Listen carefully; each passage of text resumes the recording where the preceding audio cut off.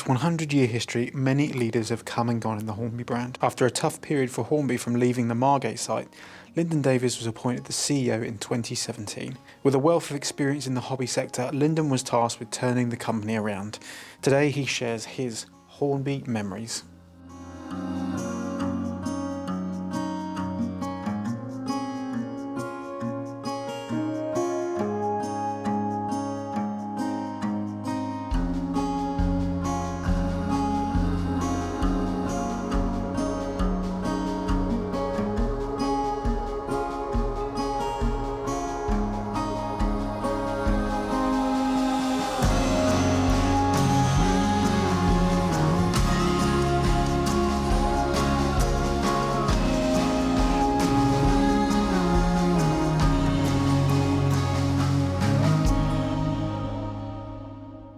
My memory is, because we didn't have many toys when we were kids, but my memory is of my brother buying bits and pieces and putting them in a wardrobe down in our basement in the house, always with the plan of making a model railway, which he never did. And he's pushing 70 nearly now, and he still hasn't made his model railway. But that was my first memory, because I remember actually going in this, because the instructions were you mustn't go in this wardrobe. So obviously the first thing I did as soon as he went out was went in the wardrobe, and there was bits of tracking, packaging, and things like that. And that's my first memory of Hornby, because that's when I saw the name. I probably was about 5 years old or something like that, 6 years old. Well, it sort of did in a strange sort of way, because when I was with my other brother, looking in this wardrobe, we found in the bottom and some Airfix stuff. And this Airfix, these Airfix were little figures, and there was a pontoon bridge, and so now my oldest brother didn't know that we got hold of this pontoon bridge, but we would take it into another room in the basement, and under the table we would roll dice and play against you had 3 dice against 2 dice, that sort of thing, and you would then attack and destroy and annihilate your brother or something like that. But I can't for the life of me remember how the pontoon bridge fitted in, but the pontoon bridge was part of it. So it's sort of like a strange link to Airfix, really. I think it's the history of Hornby model railways that interests me the most, because this year, 100 years ago, there was that first Tim Blake loco, and I'm more engineering based, and I think that was 100 years ago, and they were knocking out these items back then. And you can go to countries in the world today and they don't have tractors, they've still got caribou doing the farming and things like that. So when you look back at that engineering, I think it's incredible. And it's not just Hornby, it's the engineering of that generation, and that the engineers are what made the country what it is. So that and even as I'm sitting here, and I know next door, we've got some real locomotives sitting there. And when you look at those real locomotives and you think that was built in the 1930s, the engineering that went into that was incredible. And it's in the same way the engineering that went into that first Hornby tinplate locomotive was great for that day. It was for that day. Something's always easy to make when you see how someone else has done it. But when you have to do it yourself and create whatever you create, I think it's incredible. What's strange as well, when you're trying to reproduce something that's old, what someone logically does today is they either scan it or create the CAD, and they create the perfect CAD. And many times in my life, when I talk to tool makers, I say, look, I want this doing, and they say, yeah, we'll straighten up no, I want it as it was. Because if you actually look at it, they're not always straight, they're not always the correct silhouette of each other, they're not perfect. And that's the incredible difficulty, is when you recreate something from the past, you want to recreate it with what's wrong just as much as what's right. Probably, I've only been here a couple of years. I'm from a different line of the toy industry. I'm from the Met Toy Company, which its roots go back to the 30s in Germany, where the owners left, and cut a long story short, they set up a factory in Swansea in the late 40s, that was an engineering company. So I'd say it's more for me, it's the industry. So I've worked in it all my life since I was, I say 16. It was, I was aware of the factories in Swansea well before that, because me and all the other kids used to climb over the walls.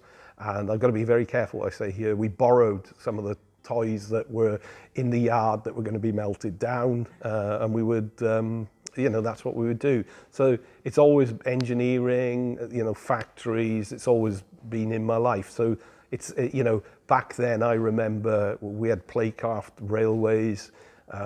We would make products for Joef, for example, and then within the Hornby group today you have Joef. And little did I think back then that there would be that connection. And of course they had the Corgi brand as well. So we used to, all right, there were more toy railways, the playcraft product, but we'd be banging out 10,000 sets a month of some of the bigger sets. And for those who don't, it was always the red track. I said 10,000 sets a month. No, it'd be 10,000 sets a week. 10,000 sets a week, and they used to be sold to about 100 countries worldwide back then. So yeah, so the industry means probably more to me, but of course all of the characters in the industry as well. Where do you stop with a railway? I don't know. Where do you stop? Because and I learned that years ago. When you're designing something, where do you stop with the detail of it? But what's strange with a railway, I remember talking to somebody 25, 30 years ago at the Dorset Steam Fair, and he came up and I'm doing a railway layout, all right, okay, of Torquay, all right, okay, in the 1930s, and you suddenly think, my goodness, that's quite a lot to think. For some people they'd be saying that it's a 1930s, but it's Torquay, it's 1930s, and then you get into the what scale are you doing it? And it's 00 scale. Yeah, it's 00 scale and all these things. So that's what sort of sticks out to me within the industry. It's all it's where do you stop with a railway layout? Because I love dioramas. I absolutely love dioramas, and I've got about 20 or 30 in my house. They're small dioramas, and I would use them for picturing product years ago for another brand. And I just felt as though a die-cast vehicle outside of a diorama doesn't seem real. As soon as you put it in a diorama, it comes to life. And that railway, as soon as you build the scenery around it and you have the layout, it comes to life. It becomes a real thing. It's probably coming back to this building because they left this building. It must have been about 6 or 7 years ago, and went to offices in another part of the country, and they were soulless, lifeless offices. There was no heart to the business. And coming back to this factory, which was only a year and a half ago, but it sort of put the heart back into the company, and it meant a lot for a lot of the employees as well. As I'm sitting here now, I'm looking at Moulds, and as my eyes are going up and down the Moulds, I'm looking and saying that's an Airfix mould, and actually there is a Metoy mould here. Yes, and I can see the Metoy mould there, because the Metoy mould, it's a die-cast mould, it's a 4BA mould, 4-bar automatic, and the Metoy moulds used to run on bars, which made them run extremely quickly, whereas these are slower running moulds. There's an Airfix mould there that will do 158 shots an hour, and you can look at the construction, but that's what you find in the walls of this building. You find all this history, and I find it inspiring. So my worst memory was actually the day I joined the company, because I looked at everyone, and everyone's looking at me thinking, well, who's this guy here? I I probably I shouldn't have turned up in my jeans. I probably would have been better if I put some proper trousers on and all of that. But it was actually then talking to people and realizing all of the things that happened over this company over these last few years, and just thinking, I've got to reverse all these things. The task is bigger than I thought, but you know, you have to start somewhere. And even now, we're still resolving certain things. And you know, people talk to you and they say, "Well, why haven't you done that?" And you think, "Well, I was trying to do this, and this. You know, just moving the offices. You know, you can't just do that overnight. It takes time. You have to prepare. But even, you know, re-establishing relationships with licensing. You know, when you have to speak to people you've known all your life in the licensing industry and apologize to them because you've been making products without, like, you know, it probably shouldn't be for this video, but that's the worst moment, is knowing all of those things that had to be repaired and knowing that it's going to take longer than I thought. But it's probably affected affected my family more than anything, only because they, you know, when the children were young, when they went horse riding on a Saturday morning, they would actually, after they finished, we would go to the factory to check the moulding machines to see if the moulding machines were still running, because they'd run overnight with no one there. And you'd often find that one had got a shot had got jammed or something like that. So, you know, I'd found myself with my daughters sort of, you know, telling my daughter, right, press that button there, and the mold's opening up, and you'd be pulling the screw back off the mold and resetting the mold. And you'd often find it was within the plastic raw material. You'd always use a bit of regrind to try and use it away, and there'd be a bit of contamination in there and that. And it's affected.